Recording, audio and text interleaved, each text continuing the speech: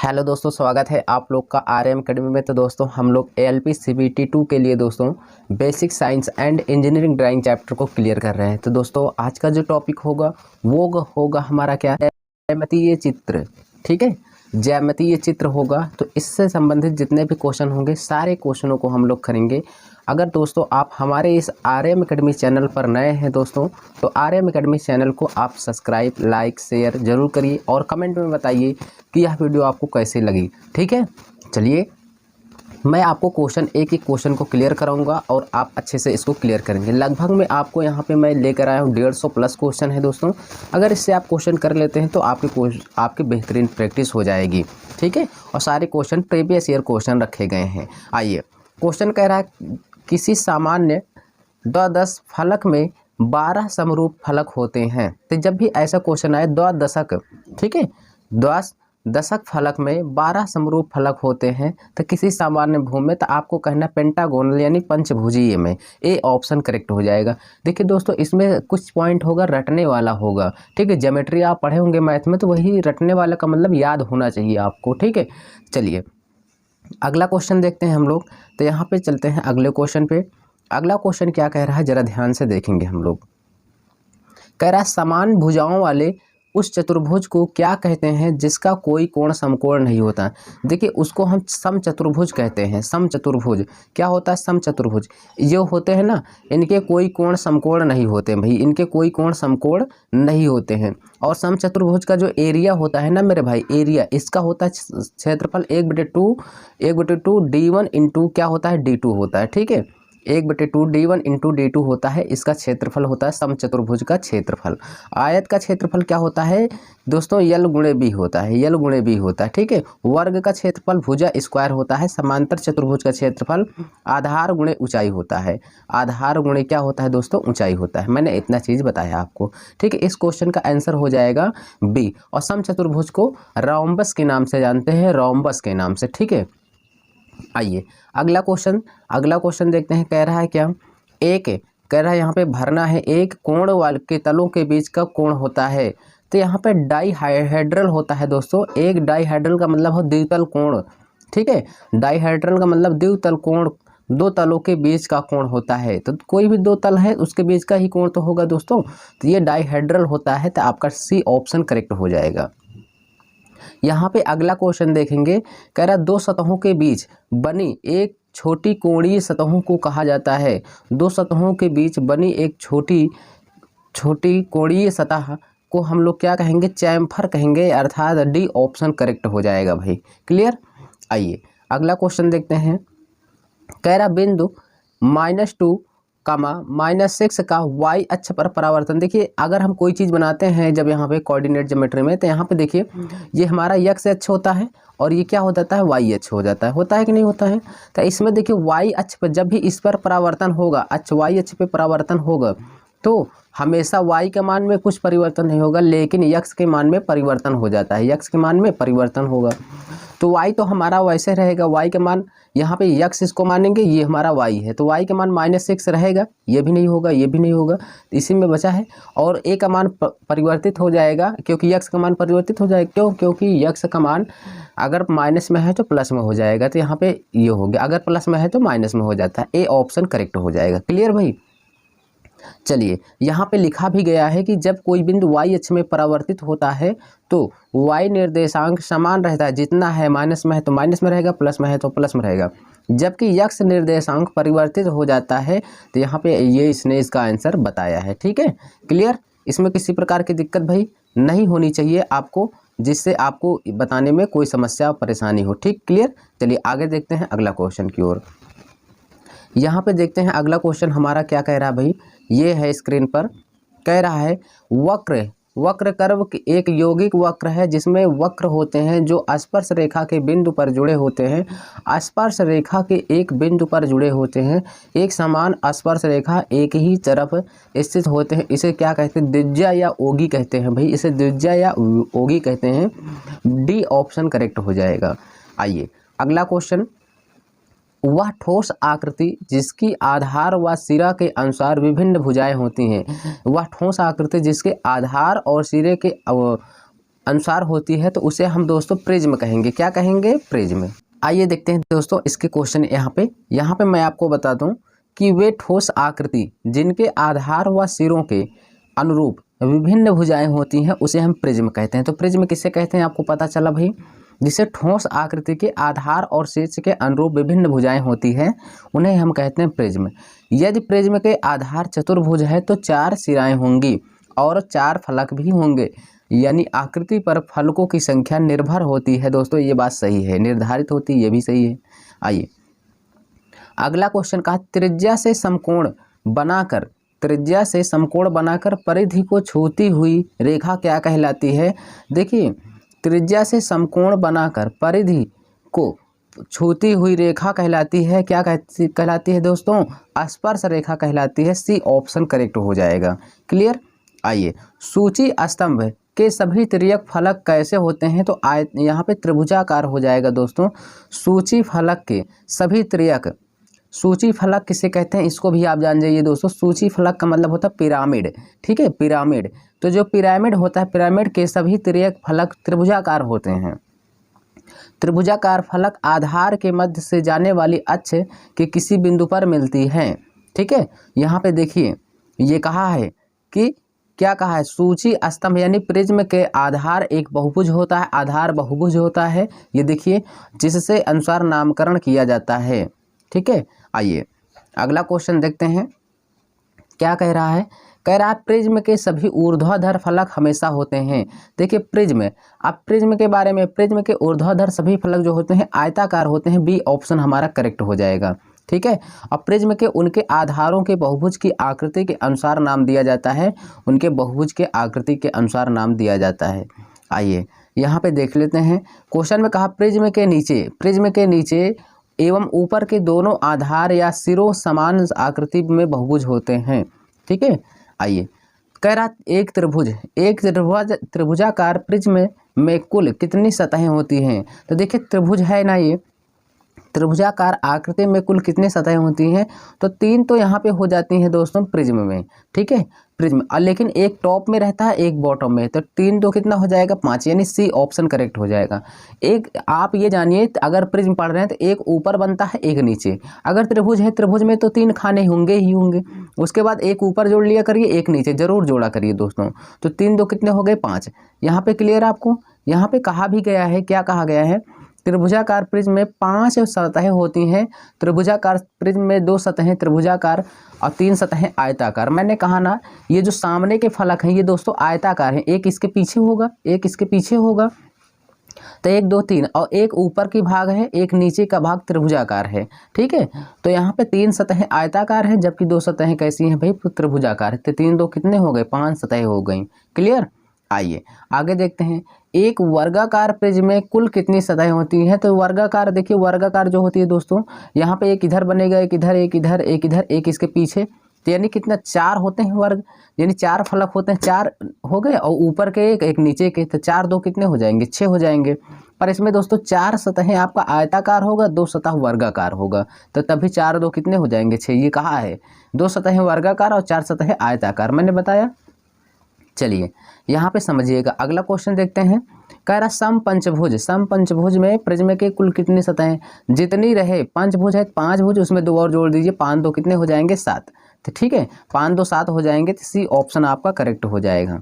आइए भाई यहाँ पे चलिए, यहाँ पे अगला क्वेश्चन कह रहा एक समखष्ट भुजाकार प्रिज्म की कुल कितनी सतहें होती? खष्ट भुज है तो 6 2 कितना हो जाएगा? 8। जितना कहे उसमें 2 जोड़ दीजिए। और प्रिज्म में आयताकार कितने होंगे? अगर खष्ट भुज कहा है तो 6 सतह आयताकार होंगी, और जो दो जोड़ते हो वही आपका क्या हो जाएगा? खष्ट भुजाकार होता है। ठीक है, चलिए यहाँ पे क्या कहा है दोस्तों? कुछ ठोस सिंगल कर्व्ड सतह, कर्व बनाने में थोड़ा सा कर्व रहती है, ऐसे हल्का सा झुकी हुई, से घिरे होते हैं। इन्हें अनरोल करने के लिए सतहें कैसी होती हैं? ठोस, प्लेन। बताइए कैसा होगा भाई? यहाँ पे प्लेन होगा, बी ऑप्शन करेक्ट हो जाएगा। ठीक है, आइए यहाँ पे देखिए कैसे आप जानेंगे। जब बेलन होता है ना दोस्तों, बेलन ऐसे बनता है, बेलन ऐसे है तो बेलन को जब सतह को हम खोल देंगे तो ये कुल मिला के ऐसे फैल जाता है प्लेन के रूप में। शंकु को भी हम शंकु के सतह को भी, शंकु ऐसे होता है, शंकु के सतह को जब हम खोलेंगे तो वो भी प्लेन बन जाता है, तो इसलिए प्लेन सतह प्राप्त होती है, ठीक है, खोलने पर। तो हमारा कौन सा हो जाएगा इस क्वेश्चन का? बी ऑप्शन करेक्ट होगा। अगला क्वेश्चन हमारा कह रहा है किस प्रकार के सॉलिड अक्ष यानी एक्सिस आधार पर लंब होता है? तो अक्ष पर लंब पर आधार होता है, अक्ष आधार पर लंब होता है, तो ये हो जाएगा दोस्तों ऑब्लिक सॉलिड। क्या होगा दोस्तों कि राइट सॉलिड, ये होगा राइट सॉलिड होगा, ए ऑप्शन करेक्ट होगा। राइट सॉलिड का मतलब समकोण ठोस जो होता है अपने अक्ष अपने आधार पर लंब होते हैं, प्रिज्म, शंकु और बेलन जैसे उदाहरण के लिए हैं। और ऑब्लिक सॉलिड क्या होता है दोस्तों? आधार से लंब ना होकर किसी अन्य कोण पर झुके होते हैं, ये भी आप लोग जानते रहना। आइए अगला क्वेश्चन कह रहा है निम्न में से किस सॉलिड के आधार पर ज्योमेट्रिकल चित्र होते हैं? तो ये हो जाएगा रेगुलर सॉलिड, ठीक है, रेगुलर सॉलिड। अगला क्वेश्चन देखते हैं तीन से अधिक प्लेन या समतल सतह से घिरे सॉलिड को क्या कहते हैं? तो उसे हम कहते हैं दोस्तों सॉलिड ऑफ रिवोल्यूशन कहते हैं, नहीं, पॉलीहाइड्रा कहते हैं, ए ऑप्शन करेक्ट होगा, ठीक है। यहाँ पे देखिए फलक के सिरे जहाँ पर मिलते हैं उन्हें किनारा कहते हैं। जैसे ये हमारा आयताकार एक फलक है ना, तो इसके ये वाली सतह और इसके साइड की सतह जो आकर इस पे मिली, इसी को हम किनारा बोलते हैं, ठीक है।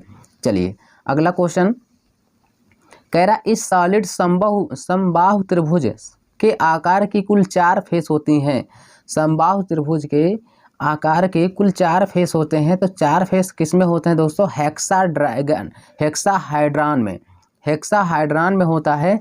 तो यहाँ पे हो जाएगा आपका हेक्साहाइड्रॉन में तो दोस्तों 6 होते हैं, नहीं, यहाँ पे टेट्राहाइड्रॉन होगा, ठीक है। टेट्राहाइड्रॉन में यहाँ पे आपके 4 फेस हो जाएंगे, हेक्साहाइड्रॉन में 6 फेस होंगे, ऑक्टाहाइड्रॉन में 8 हो जाएंगे। ये चीज़ आपको आना चाहिए दोस्तों, ठीक है। चलिए मैंने कहा टेट्राहाइड्रॉन में कितने होते हैं दोस्तों? टेट्राहाइड्रॉन में 4 सतह होती हैं, 4 फेस होते हैं, ठीक है। आइए अगला क्वेश्चन देख लेते हैं। चित्र में कहा है हेक्साहाइड्रॉन है, तो हेक्साहाइड्रॉन का मतलब 6 जिसमें फेस हों, तो 6 फेस किस में है दोस्तों?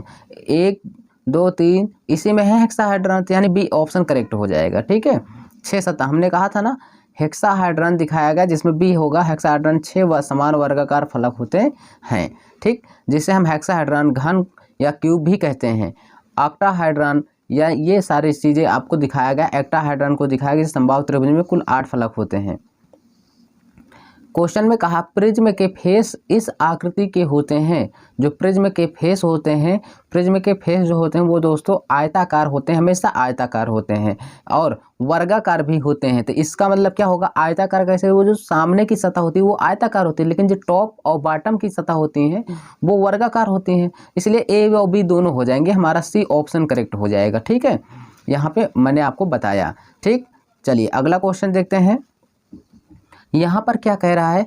प्रिज्म के फलक आयताकार होते हैं, ये बात बिल्कुल सही है। यदि प्रिज्म का अक्ष किसी कोण पर झुका है तो ये त्रियक प्रिज्म होगा। अगर ये किसी प्रिज्म पर झुका यानी किसी कोण पर झुक गया है तो ये त्रियक प्रिज्म होगा। यदि प्रिज्म का अक्ष लंबवत रूप से खड़ा है तो यहाँ पे प्रिज्म को नियमित प्रिज्म कहते हैं। ये बातें आपको आना चाहिए भाई, ठीक है। आइए प्रिज्म व पिरामिड के नाम कैसे रखे जाते हैं? प्रिज्म के यानी इनके आधार के आकार के अनुसार, हाँ दोस्तों, इनके आधार के आकार के अनुसार ही रखा जाता, फेस के आधार पर नहीं। प्रिज्म व पिरामिड को किससे रखते हैं? प्रिज्म के व पिरामिड के नाम आधार के आकार पर, आधार जैसे उनका होता उसी के आकार पर प्रिज्म व पिरामिड का नाम रखते हैं, ठीक है। चलिए अगला देख लें। जैसे आधार के नाम पर क्या, जैसे प्रिज्म या पिरामिड त्रिभुजाकार है, मान लेते हैं त्रिभुजाकार, तो प्रिज्म कैसा होगा? त्रिभुजाकार प्रिज्म होगा या त्रिभुजाकार पिरामिड होगा, ऐसे, ठीक है। चलिए अगला देख लेंगे हम लोग। यहाँ पे क्या कह रहा है? एक ही ऊंचाई या तथा व्यास बेलन वाले शंकु के आयतन अपने आधार पर भूमि पर स्थित हो तो क्षैतिज तल प्राप्त होंगे, ठीक है। एक ही ऊंचाई पर व्यास के बेलन व शंकु अपने आधार पर भूमि पर स्थित हो, क्षैतिज तल कैसा होगा दोस्तों? हमारा समान आकृति का होगा। हाँ दोस्तों, समान आकृति का। अगर वो बेलनाकार है तो आधार जो है हमेशा बेलनाकार ही हमें मिलेगा, ठीक है, यानी ए ऑप्शन करेक्ट हो जाएगा। अगला देख लेंगे दोस्तों हम लोग। यहाँ पे कह रहा है विक्षेपित प्रिज्म के इस फोल्ड आउट के लिए सामान्यतः प्रयोग में लाए जाने वाला शब्द है। तो इसमें हम क्या कहेंगे इसको, यहाँ पे विकास, यानी यहाँ पे क्या होगा दोस्तों, डेवलपमेंट होगा, बी ऑप्शन करेक्ट होगा। आइए अगला यहाँ पे देख लेंगे हम लोग दोस्तों, ठीक है। समांतर रेखा विधि द्वारा घन प्रिज्म बेलन का विकास किया गया जाता है। त्रिज्यीय रेखा विधि द्वारा दोस्तों चतुष्फलक सूची स्तंभ शंकु का विकास किया जाता है। ये भी आपको आना चाहिए, समांतर रेखा विधि और त्रिज्यीय रेखा विधि के द्वारा, ठीक है। चलिए यहाँ पे आगे देखते हैं, उसको भी हम लोग क्लियर करते हैं। कह रहा वह नियमित बहुफलकीय ठोस जो सबसे कम फलक रखता है, ठीक है, वो क्या हो जाएगा, सबसे कम फलक रखता है, वो हो जाएगा आपका त्रिभुजाकार हो जाएगा कि चतुष्फल, हाँ चतुष्फल होगा दोस्तों, टेट्राहाइड्रॉन हो जाएगा, डी ऑप्शन आपका करेक्ट होगा, ठीक है। चलिए यहाँ पे देखिए मैं सब कुछ आपको बता दूँ, चतुष्फलक में कम से कम यानी सबसे कम फलक होते हैं कितने, चतुष्फल में 4, घन में कितने होते हैं, 6 होते हैं, वर्गाकार सूचीबद्ध में कितने होते हैं दोस्तों, 5 होते हैं, त्रिभुजाकार प्रिज्म में, वर्गाकार सूचीबद्ध यानी पिरामिड में 5 होते हैं, सूचीबद्ध कहेगा तो उसका मतलब होता है पिरामिड, ठीक है। और यहाँ पे अगर चतुष्फलक कह दे तो यहाँ पे 4 होते हैं, त्रिभुजाकार प्रिज्म में कितने होते हैं, 5 होते हैं, 3 2 5 है, लेकिन वर्गाकार सूचीबद्ध में 4 1 5 होते हैं। चलिए अगला देख लेंगे हम लोग यहाँ पे, खट भुजाकार प्रिज्म के पार्श्व सतहों किस आकृति में होती हैं, तो आयताकार होती हैं, हमने बताया कि यहाँ पे आयताकार ही होंगी, ठीक है। चलिए अगला क्वेश्चन कह रहा है, क्या कह रहा है भाई, कह रहा है 8 एक समान लंबाई वाली भुजाओं से बनी त्रिभुजाकार सतहों की ठोस आकृति 8 है, तो ऑक्टाहेड्रॉन होगा, सी ऑप्शन करेक्ट होगा, ऑक्टाहेड्रॉन, ठीक है। यहाँ पे आपको पता होना चाहिए, यहाँ पे सभी के हम नाम यहाँ पे दिखा दे रहे हैं, आप इसको याद कर लीजिए, बहुत काम की चीज़ है। चतुष्फलक यानी टेट्राहाइड्रॉन, चतुष्फलक को टेट्राहाइड्रॉन, ऐसे ठोस 4 समान फलक जिसमें प्रत्येक फलक त्रिभुजाकार होते हैं, टेट्राहाइड्रॉन में प्रत्येक फलक त्रिभुजाकार होते हैं। खष्ट फलक में इसमें 6 समान फलक तो होंगे, प्रत्येक फलक वर्गाकार होंगे खष्ट फलक में, जिसे हम टेट्राहाइड्रॉन यानी कहते हैं, ठीक है। यहाँ पे देखिए ऑक्टाहाइड्रॉन में 8 फलक समान होंगे, पर क्या होंगे, सब समबाहु त्रिभुज होता है, ये भी आपको आना चाहिए। 10 फलक, जो पहला ही क्वेश्चन बना था दोस्तों, इसमें 12 समान फलक होंगे, लेकिन पंचभुज होता है, प्रत्येक एक पंचभुज होता है, ये आपको बस पता होना चाहिए। यही क्वेश्चन हमारा पहला ही क्वेश्चन बना था दोस्तों, ठीक है। आइए यहाँ पे अगला देख लेंगे, उसको भी हम लोग क्लियर करते हैं। विपरीत भुजाओं बराबर समांतर, देखिए विपरीत भुजाएं बराबर और समांतर हैं, जैसे ये हम मान लेते हैं ये है हमारा विपरीत भुजाएं जो हैं, ये बराबर भी हैं और ये समांतर भी हैं, ठीक है। विपरीत कोण बराबर हैं, ये कोण बराबर हैं सब आपस में, ठीक है, परंतु विकर्ण बराबर नहीं होते, ये विकर्ण जो है बराबर नहीं होते, लेकिन एक दूसरे को विभाजित करते हैं। इसको किस नाम से जानते हैं, तो ये होता है दोस्तों समांतर चतुर्भुज, ठीक है। समांतर चतुर्भुज जो होता है वो आमने सामने की भुजा बराबर होंगे, कोण बराबर होंगे, लेकिन समांतर चतुर्भुज में विकर्ण एक दूसरे को काटते हैं, लेकिन विकर्ण जो होते हैं इसके एक दूसरे के बराबर नहीं होते हैं। और समांतर चतुर्भुज का जो क्षेत्रफल होता है दोस्तों, वो होता है आधार गुणे ऊंचाई, क्या होता है, आधार गुणे ऊंचाई होता है, ठीक है। चलिए अगला क्वेश्चन देखते हैं हम लोग, वृत्त की परिधि के अंश को क्या कहते हैं, वृत्त की परिधि के अंश को यहाँ पे देख लेते हैं। वृत्त के परिधि के अंश को हम लोग दोस्तों यहाँ पे बोलते हैं चाप बोलते हैं दोस्तों, ठीक है, चाप, क्लियर। आइए देखते हैं अगला क्वेश्चन, एक वृत्त की डिग्री में कितना होता है, 360 अंश का कोण बनता है, सी ऑप्शन करेक्ट हो जाएगा। यहाँ पे देखिए एक वृत्त में 360 अंश का कोण बनता है, त्रिभुजाकार में 180 अंश, आंतरिक कोण में चतुर्भुज में 360 का बनता है, पंचभुज में कितने बनते हैं, पंचभुज में 540 कोण बनते हैं, खष्टभुज में 720। अब देखिए कोण, अंतः कोण निकालने के लिए दोस्तों n-2 गुणे 180 होता है, ठीक है। अंतः कोणों की संख्या बराबर n-2 गुणे 180, n क्या है, जितने हैं, एक भुज है, 2 भुज है, 3 भुज, जैसे यहाँ पे पंचभुज निकालना है ना, आप भूल गए हैं, तो यहाँ पे 5 रखिए, 5 में से 2 गया कितना हो जाएगा, 5 में से 2 गया 3, अब 180 का गुणा कर दीजिए, 38 का 54, 540 आ गया कि नहीं आ गया। अगर खष्टभुज का निकालना है तो 6 माइनस 2 कितना बचा, 4, 18 चौक 72, यानी 720 आ गया। तो यानी ये जो है दोस्तों n-2 गुणे 180 अंश, ये अंतः कोण निकालने के लिए होते हैं, फार्मूला आपको पता होना चाहिए। चलिए अगला क्वेश्चन देखते हैं, ये सभी वस्तु एक ज्यामितीय सतहों से घिरे होते हैं, ठीक है। सतहों को विभिन्न प्रकार के वर्गीकृत कर सकते हैं। ठोस, कौन सा ठोस सम सतह से घिरा होता है? तो ये होगा दोस्तों गोला, यानी गोला, सॉरी, कह रहा है कौन सा ठोस सम सतह से घिरा होता है। सम सतह से यानी पिरामिड हो जाएगा। सूची स्तंभ जिसे हम बोलते हैं पिरामिड, वे ठोस होते हैं जिनका आधार एक बहुभुज होता है। क्या होता है? बहुभुज होता है।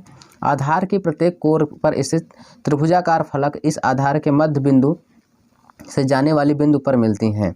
ठीक है, यहाँ पे आपको पता होना चाहिए। इनके सभी त्रिभुजाकार फलक एक ही ज्यामिति के होते हैं, ये भी आपको पता होना चाहिए। तो इस क्वेश्चन का आंसर आपको पता चला भाई, सी ऑप्शन। अगला क्वेश्चन क्या कह रहा है? अगला क्वेश्चन यही कह रहा भाई, वह आकृति जिनके शीर्ष के फेस लंबाई के बराबर होते हैं। शीर्ष के जो फेस होते हैं लंबाई के बराबर होते हैं, वो कहलाते हैं क्या? समकोण ठोस आकृति। समकोण ठोस आकृति। एक अष्टभुजी बहुभुज को, अष्टभुजी और बहुभुज को हम क्या कहते हैं? ऑक्टागन कहते हैं। ये चीज़ आपको पता होना चाहिए। ठीक है, चलिए आगे देख लेंगे। यहाँ पे डेकागन में 10 भुजाएं होती हैं, डेकागन में 10 भुजाएं होती हैं, हेक्सागन में 6 भुजाएं होती हैं, हेप्टागन में 7 भुजाएं होती हैं। क्लियर? यहाँ पे देखेंगे हम लोग, कह रहा पिरामिड, पिरामिड जो के फेस पर इस आकार होता है, यानी पिरामिड के फेस इस आकार के होते हैं। पिरामिड के जो फेस होते हैं ना, वो दोस्तों आधार तो हमेशा वो जो होता है आपका होता ही होता है। इसमें आपका किसका होता है? समबाहु त्रिभुज होता है। कैसा? इसका फेस, पिरामिड के फलक जो होते हैं दोस्तों समबाहु त्रिभुज के आकार के होते हैं। अगर प्रिज्म के फलक पूछे तो प्रिज्म के फलक आयताकार होते हैं हमेशा, और यहाँ पे कैसा होता है? समबाहु त्रिभुज के होते हैं। पिरामिड के आधार के केंद्र से शीर्ष को मिलाने वाली रेखा को अक्ष कहते हैं। ठीक है, काल्पनिक अक्ष। जैसे प्रिज्म का आधार क्या है? यही तो है दोस्तों आधार। यहाँ से देखो ये शीर्ष पर जाके मिल रही है, आधार से शीर्ष पर मिल रही है, जिसे हम क्या कहते हैं? अक्ष कहते हैं। क्लियर? ये बातें आपको पता होना चाहिए। केंद्र से, जैसे ये है ना, इसका केंद्र है और यहाँ पे एक रेखा है, तो केंद्र से यहाँ पे जाके मिल गई रेखा, इसी को हम कैसे बोलते हैं? अक्ष रेखा कहते हैं। रेखा को अक्ष कहते हैं। ठीक है, मेन वाली। चलिए आगे देखते हैं। 12 भुजाओं समभुज का आंतरिक कोण। तो इस अब देखिए यहाँ पे मैं आपको बता दूं, ये जैसे यहाँ पे देखिए कहा है कि 12 समबाहुभुज आंतरिक कोण। तो इस फार्मूले पे जाएंगे दोस्तों, कितना बड़ा के आपको दिया है। तो यहाँ पे आपको कुछ नहीं करना है n-2 मल्टीप्लाई 180 अंश, बस यही करना है, आपका आंसर आ जाएगा। ठीक है, n-2 कितने हैं? 12 भुजा हैं, तो 12 n के स्थान 12 रखेंगे, 12 में से 2 गया, कितना बचा? 10, और गुणे 180 कर देंगे तो 18 दहम्मा कितना हो जाएगा? कितना हो जाएगा दोस्तों? 12 भुजाओं वाले समबाहुज के आंतरिक कोण n-2 गुणे 180 अंश, 10 18 दहम्मा 180 हो जाएगा। पर यहाँ पे दोस्तों 12 भुजाओं वाले समबाहुभुज, ठीक है, अच्छा समबाहुभुज कहा है दोस्तों यहाँ पे, तो कोई दिक्कत नहीं है। यहाँ पे देख लेंगे हम लोग थोड़ा सा। तो यहाँ पे कहा है कि आंतरिक कोण, ठीक है, तो यहाँ पे देखेंगे आंतरिक जो कोण होगा दोस्तों वो कितना हो जाएगा? 150 होगा। ठीक है, तो यहाँ पे n-2 मल्टीप्लाई इतना, ठीक है, कोई दिक्कत नहीं है। यहाँ पे आपका 150 हो जाएगा। इस क्वेश्चन का आंसर हो जाएगा 150, यानी सी ऑप्शन करेक्ट होगा। चलिए आगे देख लेते हैं। यहाँ पे अगला कहा है, इस समबाहुभुज के कोनों के बिंदुओं के केंद्र से मिले 2 समबाहु त्रिभुज बनाते हैं। समबाहुभुज के कोनों के बिंदुओं को केंद्र से मिलाने पर बना, तो उससे हम क्या बोलते हैं दोस्तों? उसे हम बोलेंगे समबाहु त्रिभुज बन रहा है, तो यहाँ पे आपका क्या हो जाएगा? खटभुज हो जाएगा। तो समबाहु त्रिभुज कैसा होगा? खटभुज होगा। ठीक है, कह रहा किसी शंकु या पिरामिड को उसके आधार के समानांतर काटकर उसके ऊपरी हिस्से को हटाने पर शेष निचले भाग को क्या कहते हैं? तो यहाँ पे दोस्तों फ्रस्टम कहते हैं।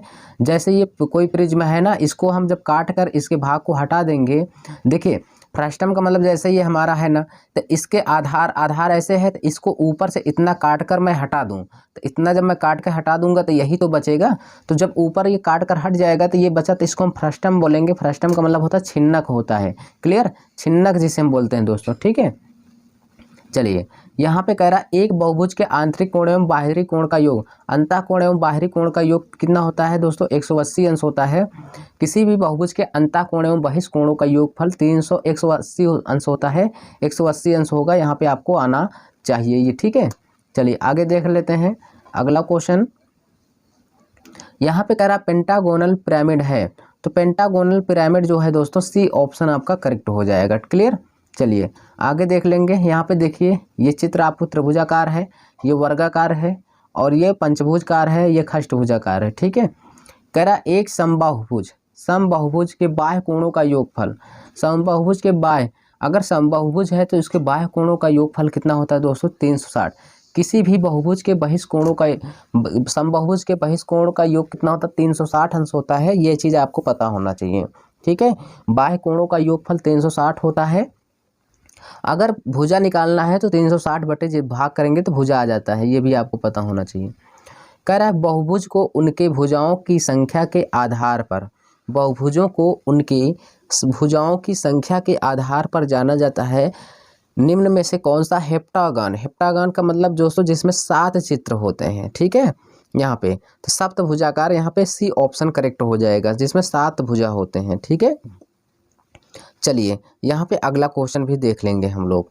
ये क्या कह रहा है, घन के सभी फलक कैसे होते हैं, घन के सभी फलक जो होते हैं दोस्तों वर्गाकार होते हैं। कैसे होते हैं, वर्गाकार, सी ऑप्शन करेक्ट होगा।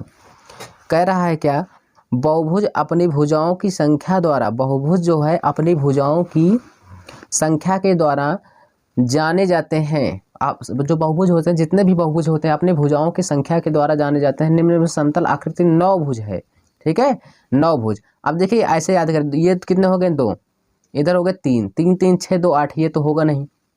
चलो यहाँ पे देखते हैं, ये 2 हो गया, ये 2 हो गया, 4 हो गया भाई, 4 1 5 हो गया, 5 हो गया, 6 7 8 9, यही हो जाएगा आपका बी ऑप्शन करेक्ट हो जाएगा। क्लियर भाई, चलिए तो बी ऑप्शन हो गया। आप इसको गिनकर भी निकाल सकते हैं दोस्तों।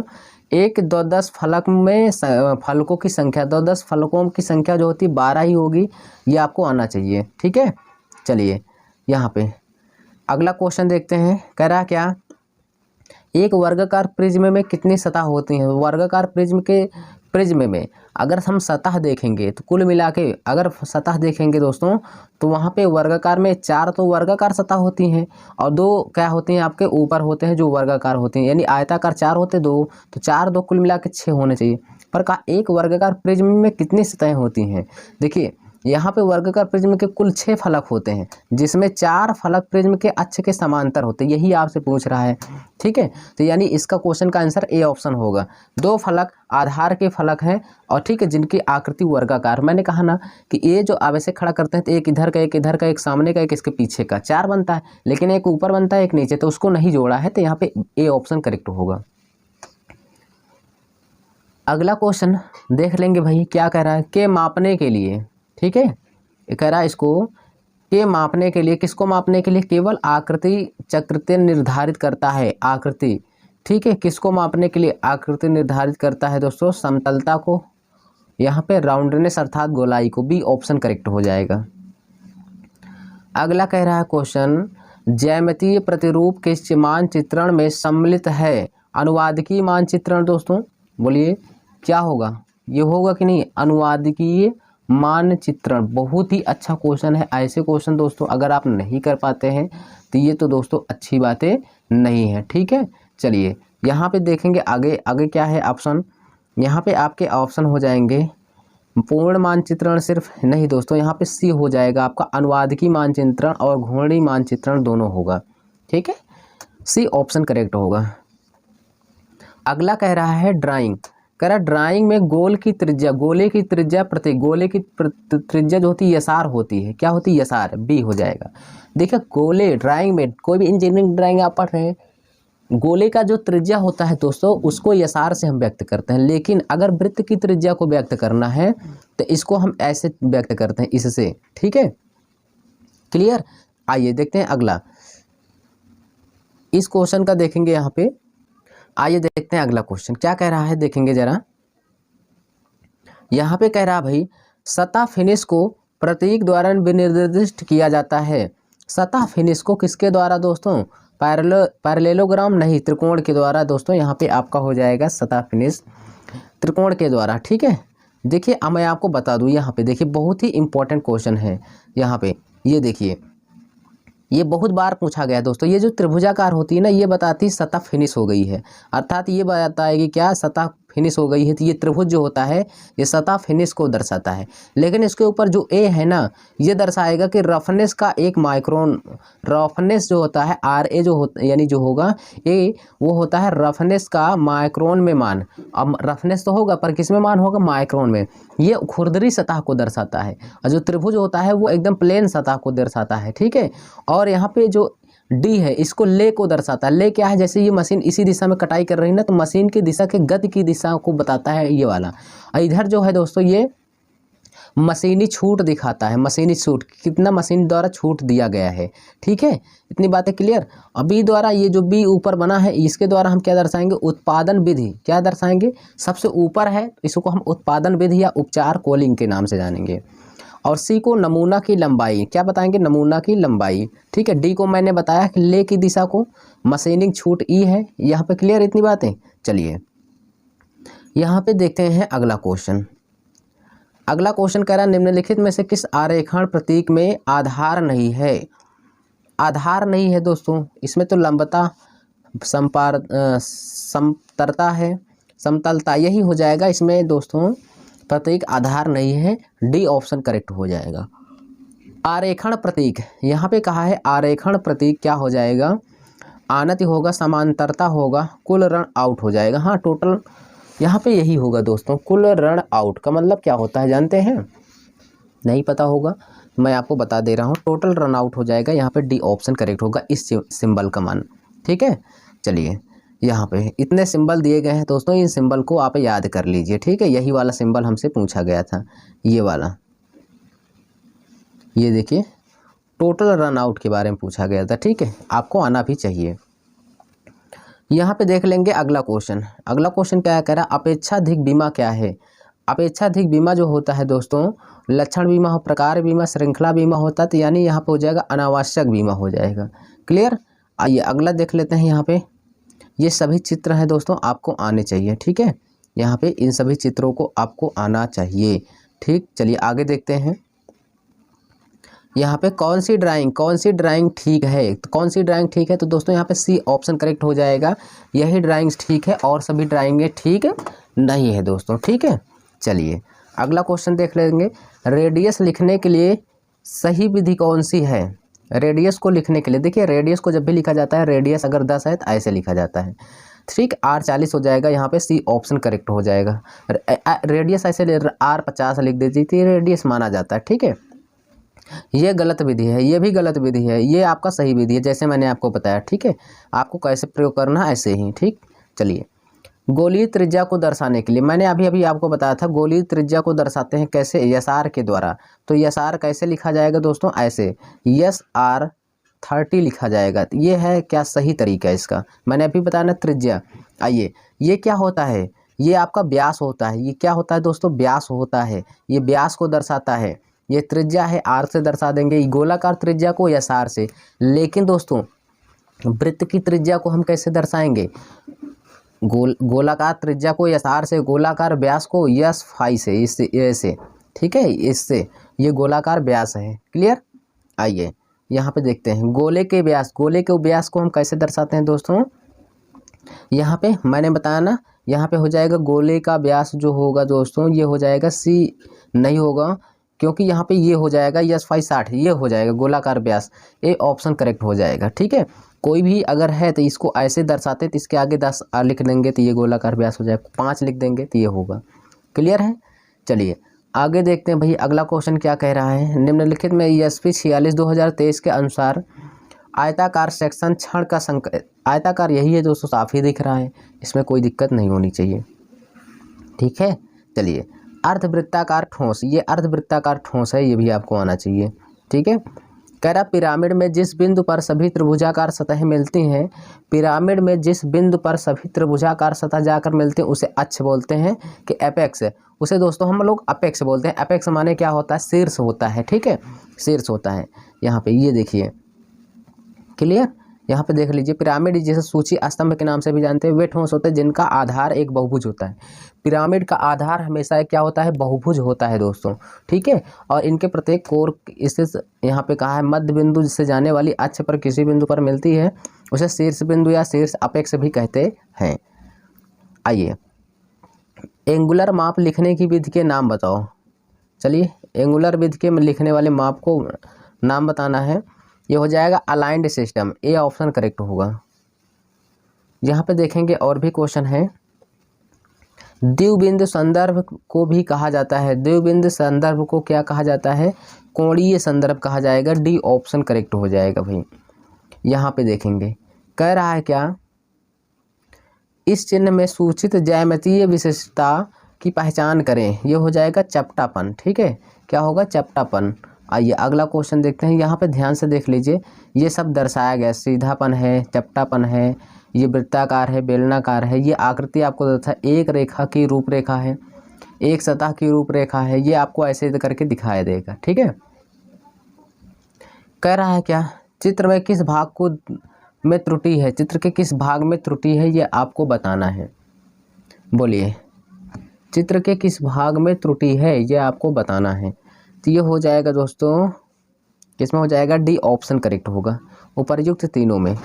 ठीक है, चलिए आगे देखते हैं। अगला क्वेश्चन क्या कह रहा है? रेडियो को RS से दिखाते हैं। ठीक है, कोई दिक्कत नहीं है इसमें। आइए यहाँ पे थोड़ा सा हम चेक कर लेंगे। अगला क्वेश्चन थोड़ा ये है, क्या कह रहा है? एरो हेड के लिए निर्धारित लंबाइयाँ 5 मिलीमीटर और 3 मिलीमीटर। चित्र में कंपोनेंट के डायमेंशन में 2 त्रुटियां हैं। ठीक है, 2 त्रुटियां हैं, वो क्या क्या है इसको आपको दर्शाना है। तो यहाँ पे सी वाला ऑप्शन आपका करेक्ट हो जाएगा। क्लियर भाई? चलिए यहाँ पे थोड़ा सा हम लोग जानेंगे। क्या जानेंगे? कह रहा 36 डायमेंशन में त्रुटि में इतना, ये आपको दिया गया है, ये आप पढ़ लीजिएगा। आगे देखते हैं, उसको भी हम लोग क्लियर करते हैं। क्या कह रहा है भाई? चित्र में विशेषताओं की परिमापों को प्रदर्शित किया गया है। अंकों को सही मानते हुए विशेषताओं की सही विमांकित चित्र कौन है? चलिए, ये आपको इतने प्रकार के चित्र को दे रखा है। ठीक है, तो यहाँ पे देख लेंगे हम लोग कौन सा रहा चित्र में विशेषताओं का सही विमांकित चित्र कौन सा है। तो यहाँ पे देखिए, ना तो पहला सही है, ना दूसरा सही है, ना तीसरा सही है, ना चौथा। तो यहाँ पे सही क्या है दोस्तों? आपका यहाँ पे सही हो जाएगा, ये वाला सही हो जाएगा। विमांकित चित्र एकदम सही है, 5वां नंबर, अर्थात ए ऑप्शन आपका करेक्ट हो जाएगा। चलिए आगे भी देख लेंगे दोस्तों, उसको भी हम लोग क्लियर करते हैं। ठीक है, यहाँ पे कह रहा है क्या, चित्र मिलीमीटर मोटी माइल्ड स्टील की प्लेट से बने एक कंपोनेंट को प्रदर्शित करता है में कितने अवस्थित आयाम हैं? कितने अवस्थित आयाम है दोस्तों? तो यहाँ पे आपका आंसर जो होगा दोस्तों, ये हो जाएगा, क्या हो जाएगा? 2 आयाम अवस्थित हैं। ठीक है, चलिए यहाँ पे क्वेश्चन, आपके अगले क्वेश्चन क्या है? देखिए, ये ग्राफिकल चित्र है। चित्र में प्रदर्शित 10 मिलीमीटर छोटी आकार की 2 माइल्ड स्टील की प्लेट को पूरी तरह विमांकित किया गया है। लोकेट डायमेंशन है, तो लोकेट डायमेंशन यही होगा दोस्तों आपका, कितना? 3 हो जाएगा यहाँ पे, ये क्योंकि यही तो लोकेट कर रहा है, 1 2 3 यही लोकेट कर रहा है, 3 हो जाएगा। क्लियर? करा विमांकन, यहाँ पे क्वेश्चन का है विमांकन चित्र के किस भाग में त्रुटि है? ठीक है, विमांकन चित्र के किस भाग में त्रुटि है ये आपको बताना है। यहाँ पे आपके ऑप्शन भी दिए गए हैं। ठीक है, तो यहाँ पे आपके ऑप्शन भी दिए गए हैं, तो यहाँ पे आपको बताना है कि यहाँ पे क्या होगा। ठीक है, यहाँ पे आपके हो जाएंगे बी भाग में त्रुटि है, तो ये आपका क्लियर हो जाएगा। कौन सा? बी ऑप्शन आपका करेक्ट हो जाएगा। क्लियर है? चलिए अगला क्वेश्चन देख लेंगे। यहाँ पे विमांकन चित्र के किस भाग में त्रुटि है? तो ये हो जाएगा दोस्तों, ये आपके रेडियन में नहीं होता, ये आपका डिग्री में होता है। कौन सा? ए ऑप्शन आपका करेक्ट होगा। यहाँ पे विमांकन चित्र के किस भाग में त्रुटि है दोस्तों? तो यहाँ पे त्रुटि कहाँ है पता है? ये आपके यहाँ पर त्रुटि है दोस्तों, उपप्रयोग सभी में, क्योंकि ये सब अंदर बना दिए गए हैं। डी ऑप्शन करेक्ट हो जाएगा। क्लियर है भाई? चलिए यहाँ पे आपको क्लियर हो गया होगा। चलिए यहाँ पे अगला देख लेंगे। यहाँ पे कह रहा है नीचे चित्र में प्रदर्शित 3 मिलीमीटर मोटे टेम्पलेट है, यानी ऐसा कह रहा है, तो क्या हो जाएगा इसको भी देखेंगे। बुरी तरह विमांकित किया गया है। कैसे दोस्तों? कह रहा बुरी तरह विमांकित किया गया है, गलत तरीके से दिखाए, कितने डायमेंशन गलत तरीके से दिखाए गए हैं इसको आपको बताना है। चलिए मैं आपको बता दूं कि यहाँ पे दोस्तों 8 डायमेंशन ऐसे हैं दोस्तों जो गलत तरीके से दिखाए गए हैं। सी ऑप्शन आपका करेक्ट होगा। यहाँ पे अगला क्वेश्चन देखेंगे भाई। कह रहा ऑब्जेक्ट लाइन डायमेंशन लाइन के बीच कम से कम कितनी दूरी होनी चाहिए दोस्तों? तो यहाँ पे होना चाहिए ऑब्जेक्ट लाइन और डायमेंशन लाइन के बीच की दूरी कम से कम 8 मिलीमीटर होना चाहिए। बी ऑप्शन करेक्ट होगा। सही ड्राइंग चुने। सही ड्राइंग चुनने के लिए दोस्तों आपका कौन सा हो जाएगा दोस्तों, ए वाला होगा। बोलिए क्यों दोस्तों, बिल्कुल सही हो जाएगा, ए वाला आपका करेक्ट हो जाएगा। आइए अगला क्वेश्चन देखते हैं। कह रहा सही ढंग है, सही ढंग आपका सी ऑप्शन हो जाएगा दोस्तों। चित्र के ऊपर लिखा जाता है, ना कि बीच में, ना कि नीचे, ना कि बीचों बीच। ठीक है, चलिए यहाँ पे अगला देखेंगे। एरो लगाने का सही तरीका दोस्तों हमारा बी ऑप्शन करेक्ट हो जाएगा, बी ऑप्शन करेक्ट है। एरो हेड की लंबाई मोटाई की 3 गुना होती है, डी ऑप्शन आपका करेक्ट हो जाएगा। आइए अगला क्वेश्चन देखते हैं दोस्तों। यहाँ पे कह रहा है क्या, माप लिखने की विधि बताइए। माप लिखने की जो विधि है वो क्या होती है दोस्तों, वो होती है यूनिडायरेक्शनल होता है सिस्टम, बी ऑप्शन करेक्ट हो जाएगा। तिरछे अक्षरों को ऊर्ध्वाधर से कोण होता है 15 डिग्री का कोण होता है। अगर क्षैतिज पूछेगा 75 डिग्री का। ठीक है, यहाँ पे ये देखिए लिखा भी है, अगर झुकाव क्षैतिज है तो 75 डिग्री, अगर ऊर्ध्वाधर है तो 15 डिग्री, वो भी दाहिनी ओर। यहाँ पे कहा है अगला क्वेश्चन, अक्षरों को प्रायः किस नाम से संबोधित किया जाता है। अक्षरों को प्रायः दोस्तों लोअर केस के नाम से, अपर केस और लोअर केस दोनों के नाम से, यानी छोटे लेटर बड़े लेटर दोनों के नाम से जाने जाते हैं। ठीक है, कह रहा लोअर केस में अक्षरों की ऊंचाई, लोअर केस में अक्षरों की ऊंचाई जो होती है दोस्तों 2.5 से लेकर 14 मिलीमीटर होती है, बी ऑप्शन करेक्ट होगा। अभियांत्रिकी रेखा चित्र में कई प्रकार के अक्षर प्रकार हैं, वो इसमें कह रहा है अक्षर ये वाला, ये आपका गोथिक हो जाएगा दोस्तों, गोथिक हो जाएगा। जो हल्का मोटा होता है, जैसे होता है ना, लिख दिए इसको बोल्ड कर दो, बोल्ड का मतलब हल्का मोटा कर दो, वो होता है गोथिक। इटैलिक में अक्षर तिरछा रूप में लिखा जाता है, सब ऐसे तिरछा रूप में लिखा रहेगा। ठीक है, और रोमन का दोस्तों आप जैसे नॉर्मली ABCD लिखते चलते हैं वो होता है। आइए अगला क्वेश्चन देखते हैं। यहाँ पे अभियांत्रिकी रेखा चित्र के अनेक प्रकार के अक्षर होते हैं, इसमें से अक्षर शैली है जो ये कौन सी है, ये दोस्तों आपकी हो जाएगी रोमन शैली है दोस्तों, नॉर्मली रोमन शैली। चलिए ए अक्षर के मध्य कम से कम कितना उचित अंतर होना चाहिए, तो उचित अंतर जो होता है दोस्तों ए के बीच 6/14 होता है। यहाँ पे ए अक्षर के मध्य कम से कम कितना उचित अंतर होता है, 6/14। ठीक है, यहाँ पे देखिए IS 9609/1983 के अनुसार अक्षरों के मानक ऊंचाई क्रमशः प्रोग्रेसिव होता है, √2 होता है। यहाँ पर डी ऑप्शन करेक्ट होगा। तिरछे अक्षरों का कोण होता है हमेशा, तिरछे अक्षरों का कोण जो होगा दोस्तों हमेशा होता है, अक्षरों का सामान्य कोण 75 डिग्री होता है क्षैतिज के साथ, ऊर्ध्वाधर के साथ पूछेगा तो 15 डिग्री, ये भी आपको पता होना चाहिए। आइए अगला देखेंगे, यहाँ पे देख लेंगे थोड़ा सा। कहा है तिरछे अक्षर को इटैलिक के नाम से, हमने कहा ना सभी अक्षर ABC ऐसे तिरछा लिखे रहेंगे। ठीक है, चलिए यहाँ से अगला क्वेश्चन देखते हैं। किस अक्षरांकन पद्धति में अक्षरों की पंक्ति मोटाई एक समान होती है गोथिक में। ठीक है, मोटाई होती है, ये जैसे लिखा गया है यहाँ पे। चलिए यहाँ पे अगला क्वेश्चन देखेंगे, उसको भी हम लोग क्लियर कर लेंगे भाई। ये क्या है, कह रहा रोमन शैली जो होती है दोस्तों, एक मोटी अक्षरांकन, मोटी और पतली लाइनें किया जाता है, ये है। ठीक है, यहाँ पे इटैलिक शैली हल्का तिरछे रूप में मैंने बताया था, 15 डिग्री के कोण पर झुकी होती है, ये भी होता है इटैलिक शैली। चलिए अगला देखते हैं। किस अक्षरांकन में D बराबर H/10 होता है, तो ये हो जाएगा बी टाइप में दोस्तों, बी टाइप में होता है H/10 होता है। अगर A टाइप में पूछे तो H/14 होता है। चलिए अक्षरांकन बी पंक्ति में मोटाई कितनी होती है, A में ज़्यादा होता है, B में कम होता है, तो B में हो जाएगा H/10 हो जाएगा, C ऑप्शन करेक्ट होगा। ठीक, सॉरी यहाँ पे H/ क्या हो जाएगा, 10 हो जाएगा, हाँ करेक्ट है। चलिए आगे देखते हैं। अक्षरांकन A में पंक्ति की मोटाई D बराबर H/14 होता है, यहाँ पे ये हो जाएगा, डी ऑप्शन करेक्ट होगा। यहाँ पे कहा है कि सभी अक्षरों को मुद्रित किया जाता है जिससे वह पढ़े लिखे जा सकें। ठीक है, वो कहाँ पर, उसके रेखा चित्र के नीचे की तरफ, यानी C ऑप्शन करेक्ट हो जाएगा। जैसे हम ABCD लिख देते हैं तो इसके नीचे अंडरलाइन कर देते हैं, इसको अक्षर पढ़ सकते हैं कि ये B लिखा है। चलिए सजावटी अक्षरों को तकनीक ड्राइंग के नई किया जाता है, जिसे हम कहते हैं दोस्तों टेक्सास अक्षर कहते हैं, डी ऑप्शन करेक्ट होगा। अक्षरों की ऊंचाई और चौड़ाई का अनुपात जो होता है दोस्तों 7:4, तो अक्षर के ऊंचाई का अनुपात, जैसे A लिखा है ना, तो इसकी ऊंचाई 7 हो जाएगी दोस्तों, और इसकी चौड़ाई जो होगी वो 4 होगी, तो 7:4 होती है इसकी चौड़ाई, यानी ऊंचाई और चौड़ाई का रेशियो। क्लियर। आइए अगला देख लेंगे। भारतीय मानक संस्थान के अनुसार मुख्य शीर्षक तथा ड्राइंग संख्या के कितनी ऊंचाई होती है, तो ये हो जाएगी आपकी 6 से 12 सेंटीमीटर। सी ऑप्शन करेक्ट होगा। मिलीमीटर होता है। वह ठोस आकृति जिसकी आधार व सिरों के अनुसार विभिन्न भुजाएं होती हैं, जिसे आधार व शीर्षों के अनुसार होती है, उसे हम प्रिज्म कहते हैं। ठीक है, आइए डायमेंशनिंग की इस विधि में न्यूमेरिकल वैल्यू को डायमेंशन लाइन के ऊपर इस प्रकार लिखा जाता है, सामने से व दाएं से आसानी पढ़ा जा सके। इसे हम कहते हैं aligned system. B option correct हो जाएगा। ठीक है, यहाँ पे ठीक है। चलिए यहाँ पे देखेंगे अलाइंड सिस्टम।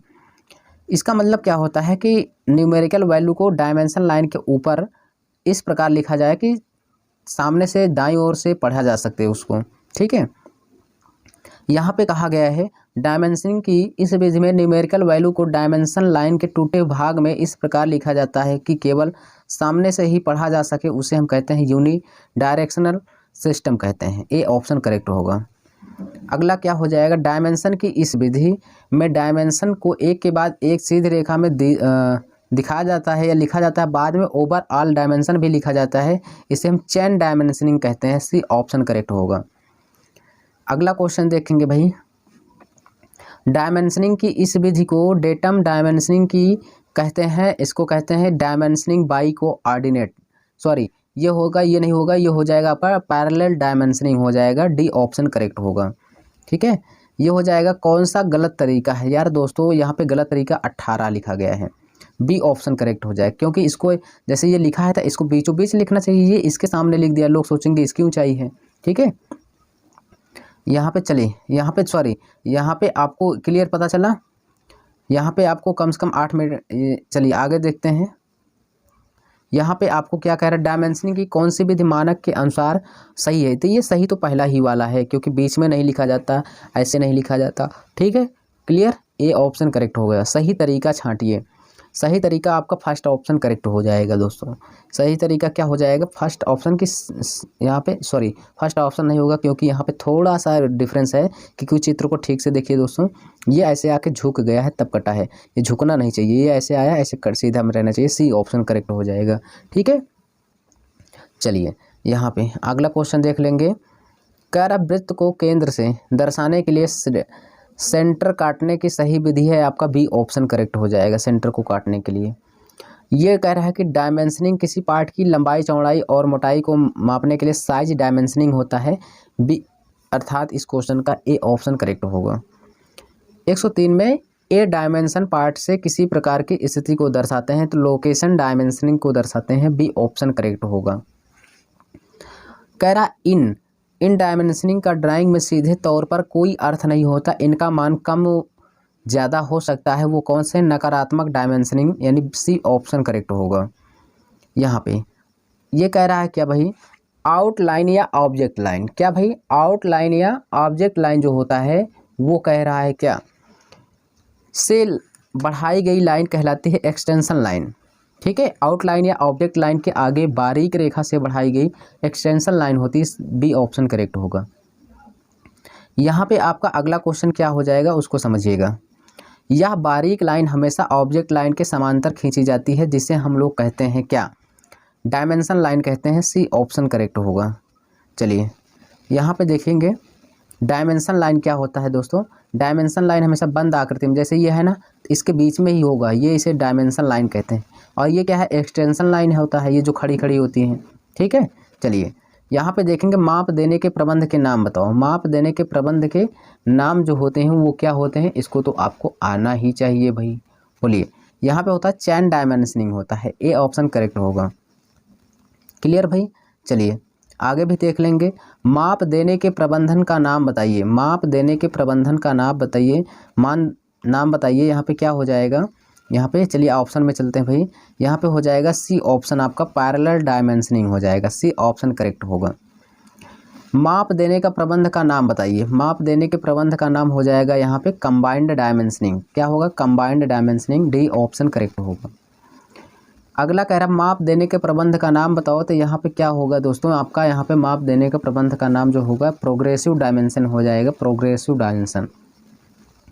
माप देने की विधि का नाम बताइए, तो यहाँ पे देखिए माप देने की विधि का नाम जो बताना है वो 111 का जो हो जाएगा दोस्तों, इसमें तो है नहीं, इसमें तो यहाँ पे देखेंगे ये बी ऑप्शन हो जाएगा, डायमेंशनिंग बाई कोऑर्डिनेटिंग, ठीक है, बी ऑप्शन करेक्ट होगा। आइए, हैचिंग लाइन के बीच कम से कम कितनी दूरी होना चाहिए? हैचिंग लाइन के बीच कम से कम 0.7 मिलीमीटर की दूरी होना चाहिए। इसका कोण 45 डिग्री का बनता है, ठीक है, और ये हल्के तिरछे रूप में झुके भी होते हैं, ठीक है, एक दूसरे के समांतर। आइए, हैचिंग लाइन का कोण कितने अंश पर झुका होता है? मैंने बताया 45 डिग्री पर, ये एक ऐसे झुके होते हैं 45 डिग्री कोण पर, एक दूसरे के समांतर भी होते हैं। हैचिंग लाइन के बीच कम से कम दूरियाँ कितनी होती है दोस्तों? यहाँ पे 0.7 mm की दूरी होती है। आइए, यक्ष रेखा का नाम बताओ। तो यक्ष रेखा का नाम विस्तार रेखा, जिसे एक्सटेंशन लाइन भी कहते हैं। यहाँ पे ए ऑप्शन आपका करेक्ट हो जाएगा। क्लियर है भाई?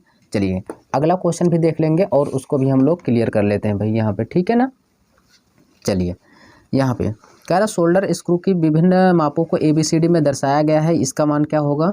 डी हो जाएगा, सहायक आयाम। अब सहायक आयाम है क्या दोस्तों? यहाँ पे देखिए डी के स्थान पे यही लाइन जो दर्शाई गई, इसे सहायक आयाम के नाम से जानेंगे।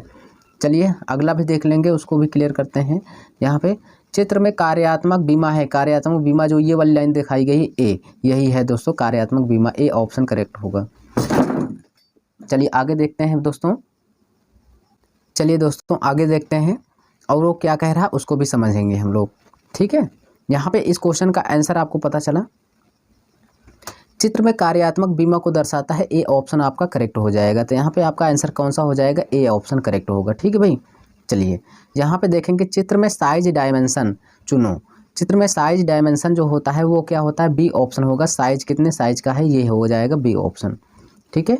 आइए अगला, बीमांकन में ड्राइंग बीमा को मापने लिखने की विधि दर्शाई गई है। तो ये होता है क्या? अलाइंड सिस्टम होता है दोस्तों। यहाँ पे आपका जो आंसर होगा वो बी ऑप्शन करेक्ट हो जाएगा। आइए यहाँ से थोड़ा सा और भी हम लोग जानकारी लेंगे। क्या 119 नंबर क्वेश्चन क्या कह रहा है? नक्शे चित्र पर खींची गई समोच्च रेखाएं वे रेखाएं होती हैं जो समान उच्चता से होकर गुजरती हैं। ये आपका बी ऑप्शन करेक्ट होगा, ठीक है। यहाँ पे कह रहा है 120 नंबर। देखिए 120 नंबर क्या कह रहा है, इसको जानेंगे। कह रहा जब एक सामान्य मूल बिंदु से सारे आयाम निर्दिष्ट किए जाएं, एक दूसरे के समांतर अधिक हों, तो वो कहलाते हैं क्या? पैरेलल कहलाते हैं, समांतर कहलाते हैं। आगे देखेंगे, एक अंश का कोण। एक अंश का कोण दोस्तों हमेशा होता है 1/360 अंश, ठीक है। अगर देखिए एक अंश का कोण आपसे कहेगा तो 1/360 अंश होगा, ठीक है। अगर दो अंश का कहेगा तो 2/360, जितने का कहेगा उतना बटे 360 कर देना। सी ऑप्शन आपका करेक्ट होगा। यहाँ पे देखिए कोण को पहचानिए। कोण कैसे पहचानेंगे? अगर यहाँ पे देखिए ये कोण 90 अंश का है, अगर 90 अंश से बड़ा है और 180 अंश से छोटा है तो वो अधिक कोण होता है, अर्थात ये अधिक कोण हो जाएगा दोस्तों। ये हमारा हो जाएगा सी ऑप्शन करेक्ट होगा, ठीक है। समकोण का मान क्या होता है दोस्तों? 90 अंश होता है। न्यून कोण जो 0 अंश से बड़ा हो और 90 अंश से छोटा होता है उसे न्यून कोण। समकोण जो 90 अंश का हो। अधिक ऋज कोण जो एक ही और बने कोणों का योग 180 अंश होता है, ठीक है। रेखा चित्र में दर्शाया गया, हमने बताया यह रेखा कोण या सरल कोण होता है जो एक ही तरफ बने कोणों का योग 180 अंश होता है, उसे कहते हैं हम सरल रेखा या ऋजु रेखा कहते हैं, ठीक है। ये सारे कोण आपको दर्शाए गए हैं। यहाँ पे देखेंगे क्या कह रहा है, जरा ध्यान से देखेंगे। क्वेश्चन में यही कहा है, अनुपूरक, पूरक या कोटपूरक कोण, जिन दो कोणों का योगफल 90 अंश होता है उसे हम पूरक या कोटपूरक, यानी बी ऑप्शन करेक्ट हो जाएगा हमारा। बी ऑप्शन करेक्ट होगा, ठीक है। चलिए यहाँ पे देखेंगे अगला क्वेश्चन क्या कह रहा है उसको भी हम लोग समझेंगे। यदि दो कोणों का योग 90 अंश है, दो कोणों का योग 90 अंश है तो वो हो जाएगा क्या? समकोण होगा, कॉम्प्लीमेंट्री कोण हो जाएगा, ठीक है। चलिए यहाँ पे कॉम्प्लीमेंट्री दोस्तों 90 अंश का होगा जो पूरक कोण होगा। सप्लीमेंट्री का मतलब संपूरक कोण, सप्लीमेंट्री संपूरक कोण हो जाएगा, ठीक है। चलिए यहाँ से अगला देखते हैं। चित्र में दिखाया गया न्यून कोण। न्यून कोण का मतलब 0 अंश से बड़ा होगा, 90 अंश से छोटा होगा, इससे छोटा होगा, तो यही आपका हो जाएगा ए ऑप्शन करेक्ट होगा, ठीक है।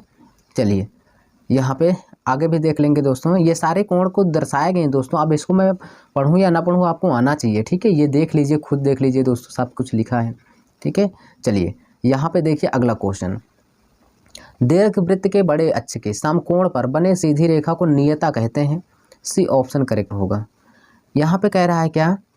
डायरेक्ट्रिक्स, डायरेक्ट्रिक्स के समकोण पर बनने वाली केंद्र रेखा की सबसे लंबी दूरी क्या होती है दोस्तों? वो होती है बड़ा अक्ष होता है, बी ऑप्शन करेक्ट होगा। समलंब चतुर्भुज, समलंब चतुर्भुज कैसा है दोस्तों? बी ऑप्शन आपका करेक्ट हो जाएगा। समलंब चतुर्भुज, सॉरी ये तो दोस्तों समांतर चतुर्भुज है। समलंब चतुर्भुज कैसा होता है यहाँ पे मैंने आपको बताया दोस्तों, यहाँ पे ये एक सेकंड, ये दोस्तों हमने समांतर चतुर्भुज बता दिया। समलंब चतुर्भुज ये है, ठीक है। जो चित्र में ऐसे होते हैं, नीचे वाली लाइन बड़ा कर दो ऐसे। समलंब चतुर्भुज का क्षेत्रफल क्या होता है दोस्तों? मैं आपको बता दूं इस समलंब चतुर्भुज का क्षेत्रफल क्या होता है, यहाँ पे ध्यान से देखिएगा, ठीक है। ये 1/2, ठीक है, आधा यानी 1/2 दोनों भुजाओं का योग a + b गुणे h, बस यही होता है समलंब चतुर्भुज। तो इसको a मान लीजिए, इसको b मान लीजिए। ये भुजा है, इसकी बीच की जो ऊंचाई होती है ये ऊंचाई होती है ना, ये इसको, तो 1/2 दोनों भुजाओं का योग a + b दोनों समांतर भुजाओं का योग जोड़ लिए, उसके बाद गुणे ऊंचाई कर दीजिए, समलंब चतुर्भुज का क्षेत्रफल हो जाता है। चलिए अगला क्वेश्चन देखते हैं दोस्तों। कह रहा है क्या? जब समकोण अपनी साइडों के चारों ओर घूमता है, जो समकोण होता है अपने साइड के चारों ओर घूमता है, ठोस कोण के नाम से जाना जाता है, वो होता है शंकु, ठीक है, शंकु के नाम से जाना जाता है। ए ऑप्शन आपका करेक्ट हो जाएगा, ठीक है। चलिए यहाँ पे देखते हैं अगला, अनुपूरक, ठीक, पूरक या कोटपूरक कोण जिन दो कोणों का योगफल, ये हो जाएगा आपका सी ऑप्शन होगा, नहीं, पूरक या कोटपूरक जिन दो कोणों का योगफल 90 अंश, यानी बी ऑप्शन करेक्ट होगा, ठीक है। यहाँ पे देखिए, यहाँ पे दे भी रखा है आपको, क्या दे रखा है, कहा है अनुपूरक दो कोणों का योगफल 90 अंश होता है, तो यहाँ पे हो जाएगा अल्फा + बीटा का योगफल हो जाएगा 90 अंश हो जाएगा, ठीक है। आइए, समपूरक कोण जिन दो कोणों का योगफल 80 अंश 180 अंश होता है, समीपवर्ती कोण, ठीक है, जो पास में बने होते हैं कोण। वर्ग के विकर्ण किस कोण पर एक दूसरे को समद्विभाजित करते हैं? 45 डिग्री के कोण पर, ठीक है। वर्ग के जो विकर्ण होते हैं, जैसे ये वर्ग हुआ ना, इसको जब काटिए 90 अंश का बनता है तो 45 भागों में कट जाता है, तो विकर्ण किस कोण पर एक दूसरे को समविभाजित करते हैं? तो ये जब विभाजित करेंगे तो 90 अंश कोण पर विभाजित करेंगे, बी ऑप्शन करेक्ट हो जाएगा। क्लियर? नहीं समझ में आया? मैं आपको समझा रहा हूँ। देखिए, जैसे ये आपका समकोण है ना, ये मान लेते हैं ये ऐसे काटा ऐसे काटा, तो यहाँ पर जो कोण बनता है 90 अंश का बनता है, ये आपका हो जाएगा ए ऑप्शन। भुजा का क्षेत्रफल, भुजा यानी वर्ग का क्षेत्रफल, भुजा स्क्वायर, भुजा का परिमाप 4a होता है। क्लियर? चलिए आगे देख लेंगे दोस्तों। ये हमारा अधिक कोण जो होता है 90 अंश बड़ा 180 अंश से छोटा होता है, वो होता है अधिक कोण होता है, बी ऑप्शन करेक्ट हो जाएगा। ऋजु कोण या सरल कोण 0 अंश का होता है, 90 अंश बड़ा 180 अंश से छोटा। अधिक कोण होता है 180 अंश से आधा अधिक या 360 अंश छोटा होता है, उसे बृहत कोण कहते हैं, बृहत कोण कहते हैं। किस वस्तु की तिर्यक ड्राइंग कितने डिग्री कोण के बनाई जाते हैं, ये आपको बताना है। किसी वस्तु के तिर्यक ड्राइंग में दोस्तों यानी 45 डिग्री, सॉरी, तिर्यक ड्राइंग में 45 डिग्री के कोण पर, लेकिन मुख्य रूप से 45 डिग्री के कोण पर बनाया जाता है। आपका सी ऑप्शन करेक्ट हो जाएगा, ठीक है। चलिए उस कोण की पहचान कीजिए जो सरल कोण के नाम से, यानी दोस्तों डी ऑप्शन हमारा करेक्ट हो जाएगा, सरल कोण के नाम से जाना जाएगा। चलिए अगला कह रहा है कोण के द्वारा मापा जा सकता है। कोण के द्वारा हम क्या माप सकते हैं दोस्तों? यहाँ पे प्लेन स्केल यानी डायगोनल विकर्ण नहीं दोस्तों, चाप की पैमाना, हाँ चाप की पैमाना, यहाँ पे सी ऑप्शन करेक्ट हो जाएगा। यहाँ पे अगला, यहाँ पे क्या कहा है दोस्तों? यहाँ पे सतह मानक कोणी, झुकाव का कोणी, ये सब आपको दर्शाया गया है, इसको आपको आना चाहिए, ठीक है दोस्तों। आइए, कह रहा है क्या, जब इंटरसेक्शन तक तल शंकु से इस तरह गुजरता है कि आधार से लंबवत हो, आधार के मध्य हो, तो ऐसे काट रेखा को हम लोग क्या बोलते हैं? त्रिभुज बोलते हैं। ए ऑप्शन करेक्ट हो जाएगा। उस त्रिकोण का नाम बताएं जिसमें सभी 3 कोणों का मान 90 अंश से कम है। तो 90 अंश से कम है दोस्तों, समबाहु त्रिभुज होता है, या पूरक या कोट न्यून कोण होता है दोस्तों। अगर ऐसे करें न्यून कोण होता है जो 0 अंश से बड़ा 90 अंश छोटा होता है, उसे 0 अंश से बड़ा हो लेकिन 90 अंश छोटा हो, न्यून कोण होता है।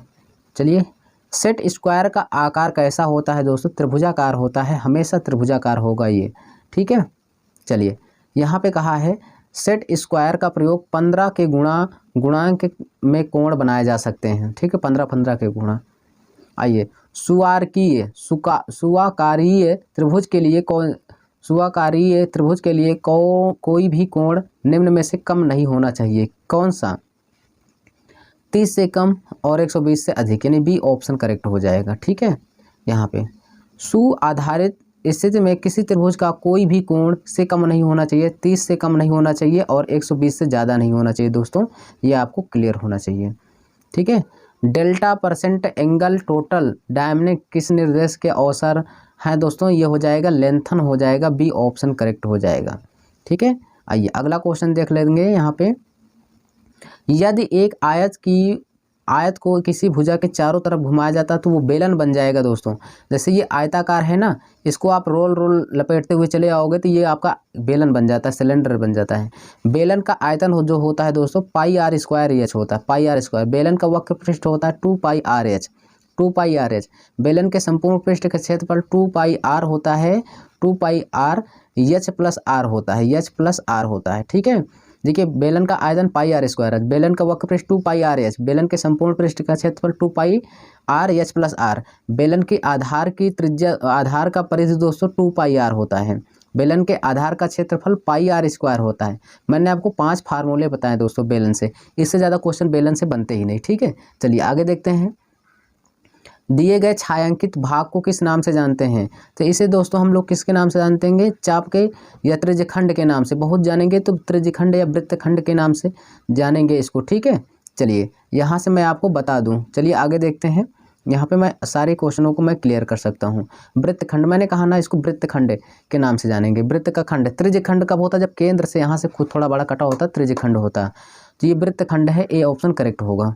आइए ये देखिए, ये कह दिया ना त्रिज्यखंड। जो मैं कहना चाहता हूँ कि ऐसे होता, अगर ये केंद्र से थोड़ा बड़ा कटा होता तो इसे त्रिज्यखंड कहते हैं, लेकिन ये ऐसे है केंद्र से नहीं कटा तो इसे वृत्तखंड बोलेंगे। ये अर्धवृत्तखंड है। क्लियर, तीनों चीज़ जानते रहना। त्रिज्यखंड का क्षेत्रफल क्या होता है दोस्तों, जानते हैं? हाँ बोलिए, त्रिज्यखंड का क्षेत्रफल बोलिए। 1/2 यल इंटू आर होता है, 1/2 यल इंटू आर होता है। ठीक है, यहाँ पे। और त्रिज्यखंड का क्षेत्रफल पाई आर स्क्वायर थीटा 90 अंश बटे क्या होता है दोस्तों, यहाँ पे बोलिए पाई आर स्क्वायर थीटा बटे 360, यानी ये भी आपको आना चाहिए। ठीक है, चलिए आगे भी देख लेंगे। यहाँ पे ये वाला फार्मूला ज़्यादा आता है, ये इसलिए मैंने आपको बताया।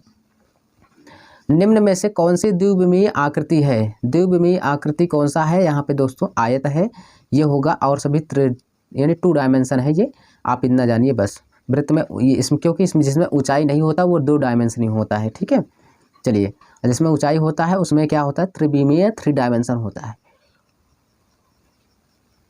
क्वेश्चन क्या कह रहा है जरा देखेंगे। तल का एक अनुभाग एक शंकु को इस प्रकार काटता है कि 90 डिग्री का कोण अलावा एक कोण पर शंकु के अक्ष की ओर झुका होता है।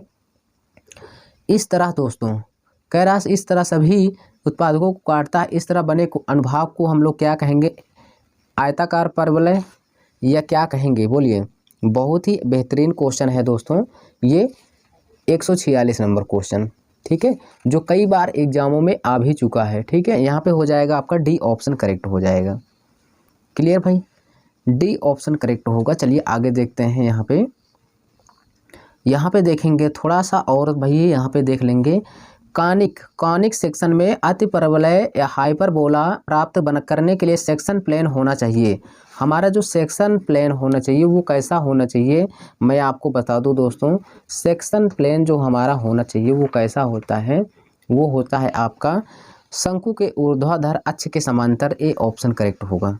ठीक है, आइए यहाँ पे क्या कह रहा है, जब इंटरसेक्शन तल के अक्ष से बनाया गया कोण शंकु के जनरेटर के नाम बनाए गए कोण से छोटा, यानी जनरेटर के बनाए गए कोण से छोटा हो तो ऐसे समतल को क्या कहते हैं हम लोग, हाइपरबोला कहते हैं दोस्तों। यानी क्या हो जाएगा, सी ऑप्शन करेक्ट होगा।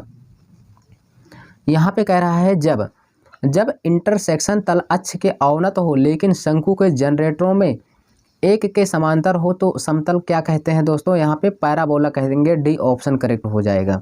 ठीक है, यहाँ पे आगे भी देख लेंगे, उसको भी हम लोग क्लियर करेंगे। ठीक है भाई, यहाँ पे क्या कह रहा है, कैसे तल को घुमाने से एक शंकु बनेगा। शंकु को बनाना है ना दोस्तों, आप कुछ नहीं, एक समकोण त्रिभुज को घुमाइए, समकोण त्रिभुज को, वो शंकु बन जाएगा ऑटोमेटिक। डी ऑप्शन करेक्ट होगा।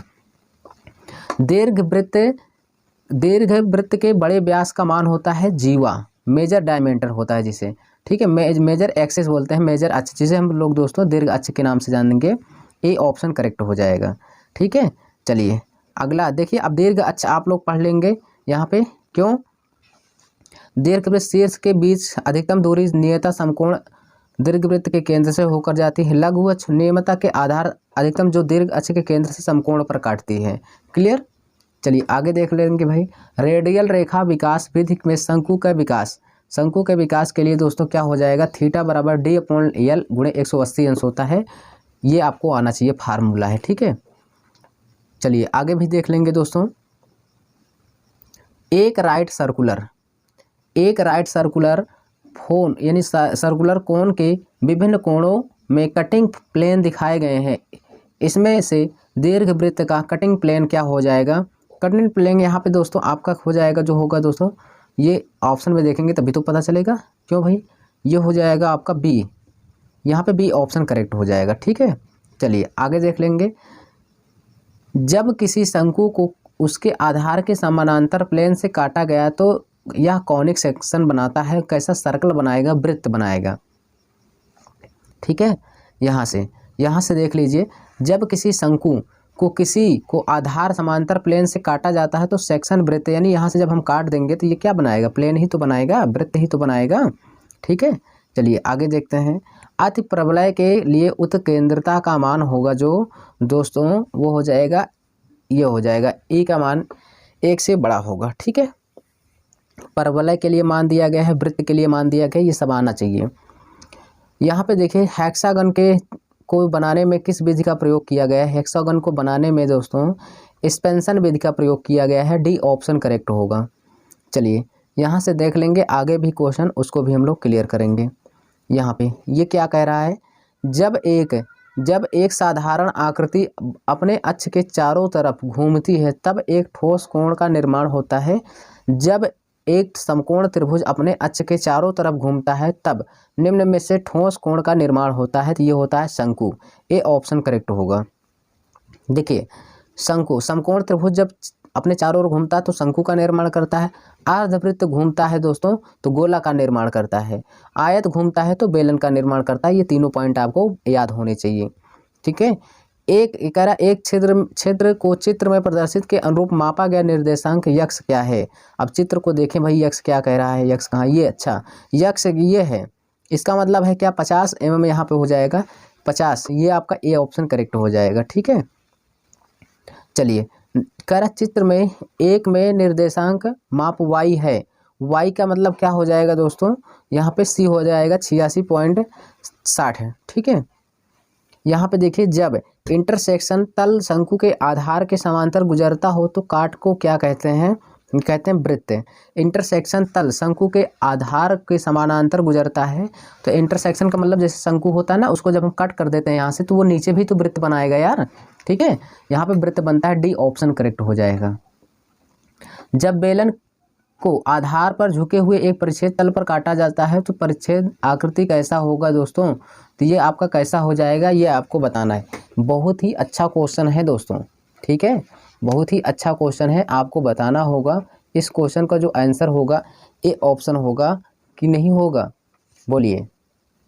यहाँ पे आपका क्या होगा, दीर्घवृत्ताकार होगा भाई, यहाँ पे बोलिए। हाँ दोस्तों, यहाँ पे दीर्घवृत्ताकार होगा, ए ऑप्शन करेक्ट हो जाएगा।